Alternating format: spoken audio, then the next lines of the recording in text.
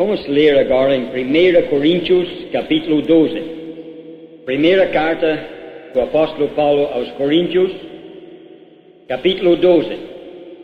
Vamos começar no primeiro versículo. Acerca dos dons espirituais, não quero, irmãos, que sejais ignorantes. Vós bem sabeis que eres gentios, levados aos ídolos mudos, conforme eres guiados. Portanto, vos quero fazer compreender que ninguém que fala pelo Espírito de Deus diz: Jesus é anátema. E ninguém pode dizer que Jesus é o Senhor, senão pelo Espírito Santo. Ora, há diversidade de dons, mas o Espírito é o mesmo. E há diversidade de ministérios, mas o Senhor é o mesmo.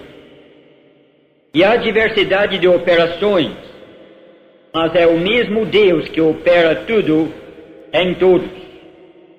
Mas a manifestação do Espírito é dada a cada um para o que for útil. Observe bem este versículo 7. A manifestação do Espírito é dada a cada um para o que for útil. Versículo 11. Mas um só e o mesmo Espírito opera todas estas coisas, repartindo particularmente a cada um como quer. Veja bem esta parte, repartindo particularmente a cada um como quer. Porque assim como o corpo é um e tem muitos membros, todos os membros, sendo muitos, são um só corpo. Assim é Cristo também. Pois todos nós fomos batizados em um Espírito, formando um corpo, quer judeus, quer gregos, quer servos, quer livres, e todos temos bebido de um Espírito. Porque também o corpo não é um só membro, mas muitos. Se o pé disser, porque não sou mão, não sou do corpo, não será por isso do corpo. E se a orelha disser, porque não sou olho, não sou do corpo, não será por isso do corpo. Se todo o corpo fosse olho, onde estaria o ouvido? Se todo fosse ouvido, onde estaria o olfato? Mas agora, Deus colocou os membros no corpo, cada um deles como quis. Mais uma vez, repetindo este versículo, Deus colocou os membros no corpo, cada um deles como quis, como Deus quis. Agora vamos para o versículo 21. O olho não pode dizer à mão: não tenho necessidade de ti. Nem ainda a cabeça aos pés: não tenho necessidade de vós. Antes, os membros do corpo que parecem ser os mais fracos são necessários. Observe bem esta última palavra: são necessários. Versículo 27. Ora, vós sois o corpo de Cristo e seus membros em particular. Versículo 31. Portanto, procurai com zelo os melhores dons, e eu vos mostrarei um caminho ainda mais excelente. Deus há de abençoar mais esta leitura da sua palavra. Hoje à tarde nós consideramos a igreja e as igrejas locais que Deus plantou e está plantando. Notamos que estas igrejas têm duas características, duas principais. São igrejas que guardam a palavra dele, não a palavra de homens, mas a palavra dele. São igrejas que não negam o seu nome. Apocalipse 3:8. Não aceitam um nome denominacional. São grupos de cristãos que reúnem simplesmente como cristãos. Reúnem ao nome do Senhor Jesus Cristo. E o que eu gostaria de fazer agora é de olhar mais de perto nestas igrejas e ver como elas funcionam. Para ver isto, deveríamos voltar mais atrás para ter uma ideia clara na nossa mente. Lembra como começamos com as palavras do Senhor Jesus em Mateus capítulo 16? Ele disse: eu edificarei a minha igreja. Eu gostaria que todos notassem a palavra eu e a palavra minha. Eu edificarei a minha igreja. É uma obra do Senhor. Ele falou que Ele próprio iria construir a sua própria igreja. Lemos em 1 Pedro capítulo 2 que Ele faz isto usando pedras vivas. Pessoas salvas pela sua graça. É interessante notar a figura que ele usa. Pedras vivas. Parece uma contradição. Pedras vivas.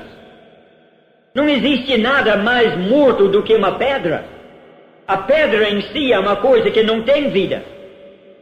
Mas ele fala em pedras vivas. E é uma figura apropriada. O ser humano, na sua condição natural, está morto em ofensas e pecados. E se você ainda não nasceu de novo, a sua condição perante Deus hoje é exatamente esta. Você está morto em ofensas e pecados. Isso quer dizer que você não pode fazer coisa alguma que agrade a Deus. Não tem possibilidade de fazer coisa alguma para salvar-se a si mesmo. Um morto nada pode fazer. E o pecador nada pode fazer para salvar-se a si mesmo. Mas graças a Deus, que o nosso Deus é o Deus do milagre. O que você não pode fazer para si, Ele pode fazer. E Ele pode salvar qualquer um aqui nesta noite. Basta que o pecador reconheça a sua condição, reconheça a sua culpa, arrepende do seu pecado e entende que Jesus Cristo morreu pelos pecadores. E aquele que nele crê tem a vida eterna. Crendo nele, você passa da morte para a vida e se torna uma pedra viva neste edifício espiritual que Deus está edificando. Eu digo isto para que vocês possam entender uma coisa. A obra de Deus é uma obra espiritual. E uma obra espiritual se faz por meios espirituais. Uma obra espiritual nunca poderá ser feita por meios carnais, por meios humanos. Uma obra espiritual tem que ser feita por meios espirituais. Quando pensamos nas igrejas locais, para ver como elas funcionam, começamos neste ponto. O Evangelho se prega. Como é que pode haver conversão? Como é que pode haver salvação? Senão pela operação do Espírito Santo. Quando pregamos o Evangelho, precisamos lembrar deste fato. O apóstolo Paulo, escrevendo aos Coríntios, disse que quando ele levou o Evangelho para Corinto, ele não foi com palavras persuasivas da sabedoria humana. Ele propôs saber nada entre eles, a não ser Jesus Cristo e este crucificado. Mesmo sabendo que esta mensagem seria desprezada em Corinto. Havia judeus em Corinto, e esses judeus queriam ver um sinal, queriam milagre, queriam manifestação de poder. E esta pregação de Cristo crucificado, para eles era escândalo, era uma fraqueza, não servia. Havia gregos naquela cidade, e eles queriam sabedoria, queriam uma filosofia, algo para o intelecto, um discurso mais profundo. Mas esta pregação de Cristo crucificado, para eles não serviu. Paulo disse, os judeus pedem sinal, os gregos querem sabedoria, mas nós pregamos a Cristo crucificado. Escândalo para os judeus, loucura para os gregos, mas para nós que somos salvos é o poder de Deus. Disse Paulo, quando fui ter convosco, eu estive convosco em fraqueza, em tremor e em temor. Ele disse, eu resolvi saber nada entre vós, a não ser esta mensagem, Cristo crucificado. Eu não confiei, disse Paulo, nas palavras persuasivas. Por quê? Ele disse, eu fiz isto, para que a vossa fé não se apoiasse na sabedoria dos homens, e sim no poder de Deus. Paulo não estava em Corinto, querendo convencer o povo pela força dos seus argumentos, pela sua eloquência. Paulo foi para Corinto cônscio da sua fraqueza, em temor e em grande tremor. Não havia nada em Paulo que pudesse conseguir alguma coisa naquela cidade. Não havia nada na sua mensagem em si que pudesse fazer maravilhas naquela cidade. Paulo estava confiando unicamente e totalmente no Espírito Santo. Se o Espírito Santo operasse, convencendo pecadores do seu pecado, levando-os ao arrependimento e à fé em Cristo, então haveria resultados positivos. Mas se o Espírito Santo não operasse, Paulo nada poderia fazer. A obra começou nesta base espiritual, dependendo inteiramente da operação do Espírito Santo.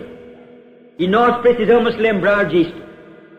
Se na nossa igreja local nós queremos ver algo para a glória de Deus, precisamos começar, mesmo na pregação do Evangelho, dependendo totalmente do Espírito Santo, nunca lançando mão dos recursos humanos, querendo ganhar adeptos por meio de reuniões mais atraentes, nunca querendo ganhar adeptos por meio de pressões emocionais, obrigando pessoas a fazer uma decisão, obrigando pessoas a comprometerem-se.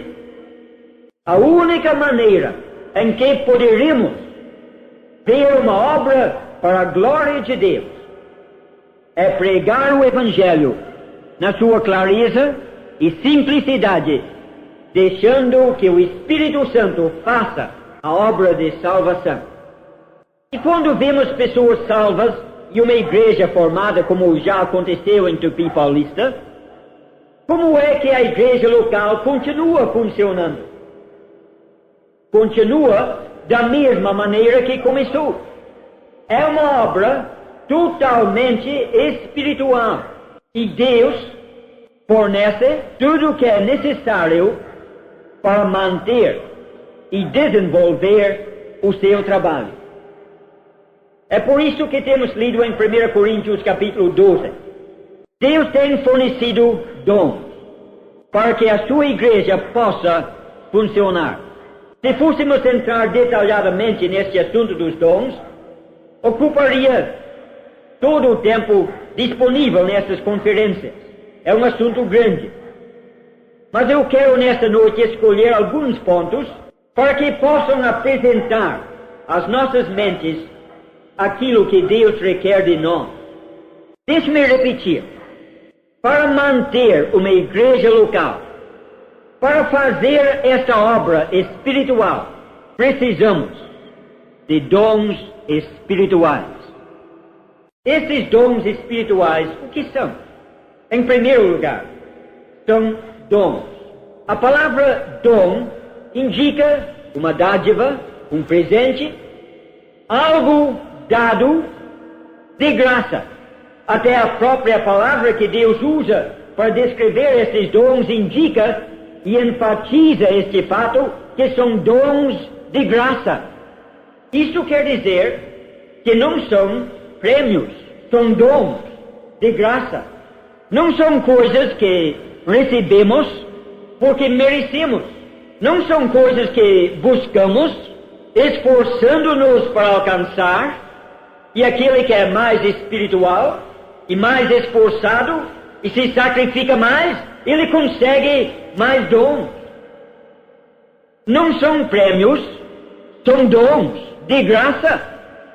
Hoje em dia muitas pessoas não entendem isto. E é comum ouvir pessoas falarem buscar certos dons. Até pessoas às vezes vão até um monte ou vão lá no mato buscar os dons espirituais. Não sabem o que estão buscando. Um dom não se procura. Se é uma coisa que tem que buscar e se esforçar para alcançar, então é um prêmio. Mas essas coisas são dons. E mais, são dons espirituais.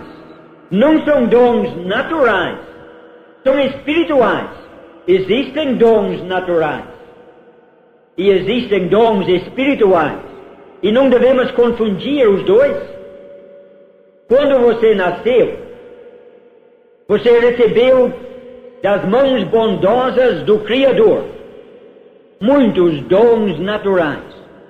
Sua saúde, sua vida, sua inteligência, a sua força física, sua visão. Tanta coisa que você recebeu, dons que Deus lhe deu.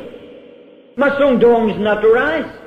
Dons que Ele tem dado a todas as suas criaturas, em maior ou menor grau. Mas estes dons aqui em 1 Coríntios 12, não são os dons naturais que você recebeu quando nasceu. Não se trata da sua inteligência, não se trata das suas capacidades naturais. Essas capacidades naturais são dons, não tem dúvida, mas dons naturais que você recebeu quando você nasceu e que você talvez desenvolveu através da sua vida.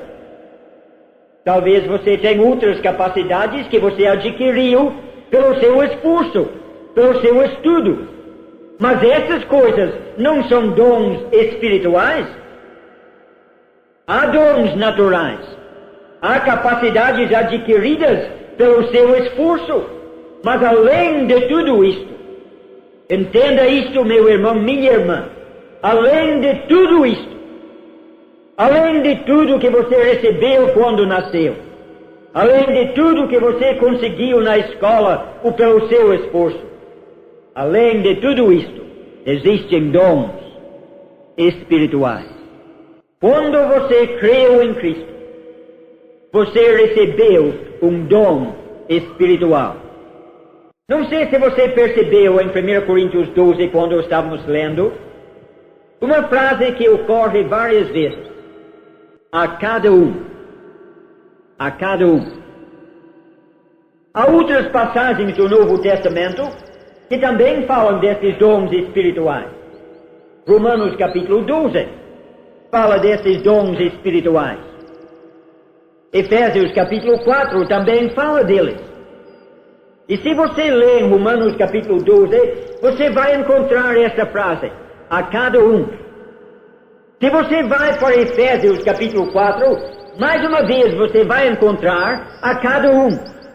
E aqui em 1 Coríntios 12, você encontra mais do que uma vez, a cada um. Simplesmente quer dizer que Deus tem dado dons espirituais a cada um. Claro que é cada um que nasceu de novo. Quando você nasceu a primeira vez, recebeu dons naturais. Quando você nasceu a segunda vez, nasceu do Espírito, você recebeu um dom espiritual. E você já ouviu algum irmão dizer: eu gostaria de ajudar na obra do Senhor, mas eu não tenho dom. Talvez a minha irmã já pensou isto. Como eu gostaria de fazer algo para o meu Senhor, mas eu não tenho dom. Saiba, meu irmão, Saiba, minha irmã, você tem, pelo menos, um dom espiritual. Você tem capacidades naturais que você poderia usar para Deus. Você tem capacidades adquiridas pelo seu próprio esforço que você pode usar para Deus. E além de tudo isto, você tem pelo menos um dom espiritual que você pode usar para Deus. Digo pelo menos um dom. Talvez tenha mais. Pode ter 2, ou 3, ou 4, ou 5 ou mais. Mas no mínimo, você tem um dom espiritual. Agora pare um pouquinho aqui. Deixe esse fato penetrar na sua mente. Você já é salvo? Então você tem um dom espiritual. Quem te deu? Se tivéssemos lido em Romanos capítulo 12, íamos ver naquele capítulo que Deus Pai distribui os dons espirituais. Se tivéssemos lido em Efésios capítulo 4, íamos descobrir que os dons espirituais são distribuídos pelo Senhor Jesus Cristo, aquele que ressuscitou e subiu às alturas. E quando lemos aqui em 1 Coríntios capítulo 12, aprendemos no versículo 7 e no versículo 11 que esses dons são dados e distribuídos pelo Espírito Santo.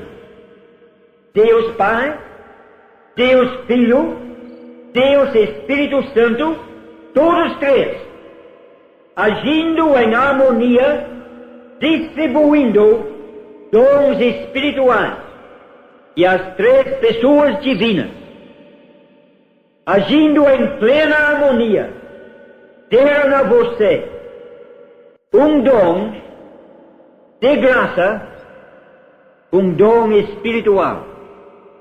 Por quê? Quanto mais eu penso nisto, mais admirado fico. Enche o coração de adoração. O eterno Deus triuno pensou em mim e me deu um dom espiritual. Já pensou? O eterno Criador dos céus e da terra, em toda a vasta criação, olhou um dia para você, deu para você um dom todo especial, unicamente para você. Não é uma maravilha? Sabe por que lhe deu este dom? Veja o versículo 7 mais uma vez. Distribuídos pelo Espírito Santo para o que for útil, visando um fim proveitoso. Aquele dom que o Espírito Santo deu a você não é um mero enfeite, não é um presente para ser guardado lá em casa. Aquele dom foi dado visando um fim proveitoso. Aquele dom foi dado para ser usado. Está usando? A verdade é que a maioria dos cristãos nem sabem qual dom tem recebido. Você sabe qual o dom que Deus te deu? Ou quais os dons que Ele te deu? Precisa começar por aqui. Porque se você não sabe qual o dom que tem, como que poderá usá-lo? Antes de poder usar o seu dom, precisa saber que tem o dom. E se Deus tem fornecido um dom, e forneceu este dom visando um fim proveitoso, quão grande é a nossa responsabilidade perante Ele. Deixe-me falar de uma parábola que realmente não fala de dons, mas vai mostrar e ilustrar o que está na minha mente agora. Lembra daquele homem que viajou e deixou talentos com os seus servos? Ou em Lucas, num outro caso, deixou uma mina com cada um. Deixou aqueles talentos para que os seus servos usassem na sua ausência. Deixou aquelas minas para que fossem usados na ausência daquele que deu. Chegou o dia quando aquele senhor voltou, chamou os seus servos para pedir contas, para ver o que tinham feito com aquele dom. Sabe que um dia, aquele que deu dons a nós vai voltar. Quando ele chegar até os ares, pode ser hoje, todos os salvos serão arrebatados, subirão ao encontro do Senhor nos ares. Sabe o que vai acontecer em seguida?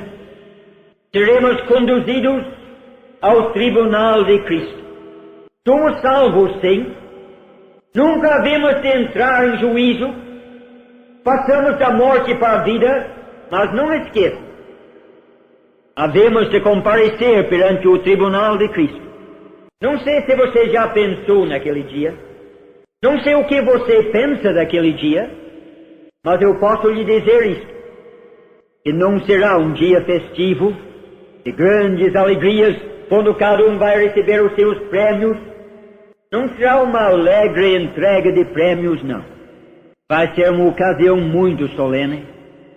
O próprio Senhor, que deu dons a mim e a vocês, Ele vai examinar, avaliar o nosso serviço. Vai ver o que temos feito com aqueles dons. E aprendemos em 1 Coríntios capítulo 3, que a obra de cada um, veja bem, a obra de cada um será provada pelo fogo, pela presença do nosso Deus. Ele vai examinar a obra que eu tenho feito com o dom que Ele me deu. Ele vai avaliar o que você tem feito com o dom que Ele te deu. Você não terá que responder por mim, nem eu por você. Mas a obra de cada um será examinada. Ele diz: se a obra que alguém tiver feito permanecer, resistir àquele fogo, ser aprovado por ele, o tal receberá galardão. E então ele diz: se a obra de alguém for queimada, esse tal sofrerá danos. Ele será salvo, mas como se fosse pelo fogo, escapando das ruínas da sua obra, correndo por um corredor de fogo, escapando só com a vida. A obra de cada um. Ele não está falando dos pecados de cada um. Está falando das obras. Se você usar aqueles dons para fazer uma obra que não tiver a aprovação dele, tudo será reduzido assim. Ele deu dom, mas ele vai pedir conta do seu uso. Eu acho que não vamos prosseguir muito mais hoje. Já tenho falado talvez bastante. Mas eu quero chegar a uma conclusão nessa noite. E amanhã continuaremos com o mesmo assunto, se Deus permitir. Para que uma igreja possa funcionar, é necessário que cada membro use o seu dom. O dom que foi dado a você foi dado visando um fim proveitoso. Deus sabe, como mais ninguém poderá saber, da necessidade da igreja onde você está, da necessidade da região onde você está. E Ele deu a você o dom especial que Ele vê que é necessário para suprir a necessidade onde Ele te coloca. Nunca pode haver um dom supérfluo. Se Ele deu um dom a você, é porque neste local onde Ele te coloca, há uma necessidade que aquele dom seja exercido. E se você não está exercendo aquele dom, a igreja não está recebendo o que Deus quer que receba. A obra do Senhor está sendo prejudicada. Isto deixa bem claro que o Espírito Santo é o coordenador do trabalho na igreja local.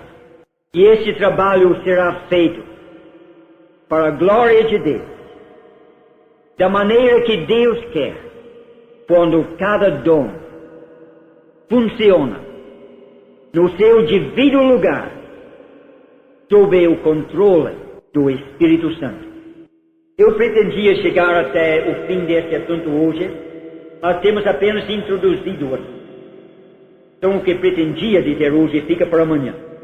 Se Deus permitir, vamos olhar mais de perto no funcionamento desses dons, no contexto da igreja local.